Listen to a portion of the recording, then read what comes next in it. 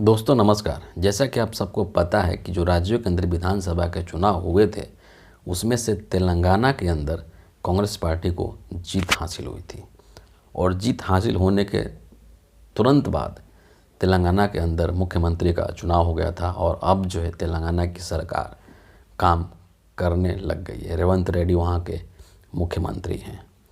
वहीं दूसरी तरफ बीजेपी के जो जीते गए राज्य हैं वहाँ पर अभी मुख्यमंत्री के नाम को लेकर के कोई भी फाइनल मुहर नहीं लगी है।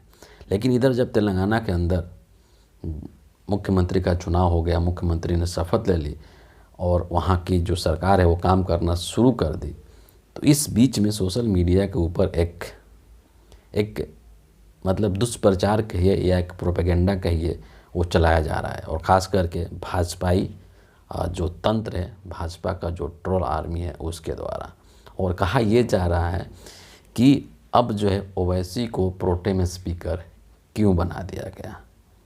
तो ये इसके पीछे का पूरी कहानी क्या है उसको हम आज इस वीडियो में समझेंगे और जानेंगे कि हकीकत क्या होता है ना, और किस तरह से भाजपाई जो तंत्र है वो किस तरह से किसी भी चीज़ को लेकर के दुष्प्रचार करती है या झूठा प्रचार करती है और लोगों के तक गलत सूचनाएं देती है और गलत सूचनाएं दे करके लोगों को गुमराह करती है।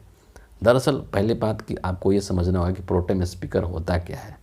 ये चीज़ आप समझ जाएंगे तो बाकी चीज़ समझ में आ गई और कौन इसकी नियुक्ति करता है ना। तो प्रोटेम स्पीकर मूलतः उस व्यक्ति को कहा जाता है जो कि जब सदन बैठता है, पहली जो बैठक होती है ना, चाहे वो अगर राज्य की बात करें तो विधानसभा हो सकता है, अगर सेंट्रल लेवल पर बात करें तो लोकसभा हो सकता है।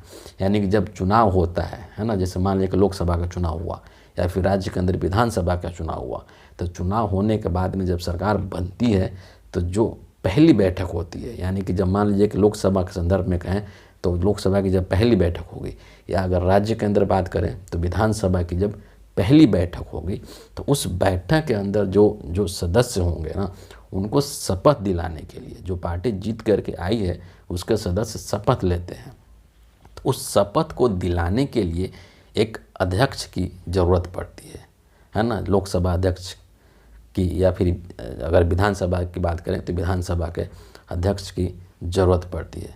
और उस काम के लिए यानी कि सदस्यों के शपथ दिलाने के लिए जिस व्यक्ति की नियुक्ति की जाती है उसी को प्रोटेम स्पीकर बोला जाता है। और ये जो नियुक्ति होती है वो टेम्पररी होती है, अस्थायी होती है। समझ में आई बात। तो इसीलिए तेलंगाना के अंदर सदस्यों को शपथ दिलवाने के लिए टेम्पररी बेस पर एक प्रोटेम स्पीकर के रूप में अकबरुद्दीन ओवैसी को नियुक्त किया गया अध्यक्ष के लिए। दूसरी महत्वपूर्ण बात कि ये नियुक्ति कौन करता है ना, तो ये जो नियुक्ति होती है राज्य के संदर्भ में अगर बात करें तो वो राज्यपाल करते हैं, और केंद्र के संदर्भ में अगर बात करें तो वो राष्ट्रपति करते हैं, है ना। यानी कि इसमें जो पार्टी जीत करके आती है उसका कोई मतलब नहीं है ना। ये राज्यपाल करते हैं और इधर केंद्र के अंदर राष्ट्रपति करते हैं। और दूसरी जो मुख्य जो बात है कि जिस व्यक्ति की नियुक्ति होती है, तो सामान्यतः ऐसा देखा जाता है, ऐसी परंपरा रही है कि जो सबसे वरिष्ठ व्यक्ति होता है उसी को प्रोटेम स्पीकर के रूप में उसकी नियुक्ति होती है। और तेलंगाना का जो विधानसभा है वहाँ पर अगर देखा जाए तो अकबरुद्दीन ओवैसी जो वो सबसे वरिष्ठ थे वहाँ पर, जितने भी लोग उपस्थित थे। क्योंकि केसीआर वहाँ पर नहीं थे, उनकी जो तबीयत है वो ठीक नहीं है। वैसी स्थिति के अंदर अकबरुद्दीन ओवैसी जो है वो वहाँ पर विकल्प के रूप में थे, और इसीलिए अकबरुद्दीन ओवैसी को एज ए प्रोटेम स्पीकर चुना गया वहाँ के राज्यपाल के द्वारा। और राज्यपाल वहाँ की कौन है, वहाँ की जो तेलंगाना की जो राज्यपाल है वो तमिलिसाई सौंदरराजन है। और तमिलिसाई सौंदरराजन का संबंध जो है वो बीजेपी से है, वो भारतीय जनता पार्टी से संबंधित वो नेता है। तो फिर ये जो भाजपाई तंत्र है वो क्यों ये दुष्प्रचार चला रहा है, वो इसलिए चला रहा है क्योंकि आपको याद होगा कि तेलंगाना के अंदर चुनाव प्रचार के समय में राहुल गांधी ने खुले तौर पर यह कहा था कि जो ओवैसी है वो बीजेपी के बी टीम है। और इसीलिए अब जो भाजपाई हैं वो पलटवार कर रहे हैं। अब बताइए कि अब ये किसके बी टीम है, बीजेपी के बी टीम है कि कांग्रेस की बी टीम है। तो अब आपको समझ में आ गया हो कि ये जो है मामला क्या था, है ना। यानी कि प्रोटेम स्पीकर चुनने का अधिकार वहाँ पर कांग्रेस को नहीं है, वो राज्यपाल को है, और राज्यपाल बीजेपी का आदमी है।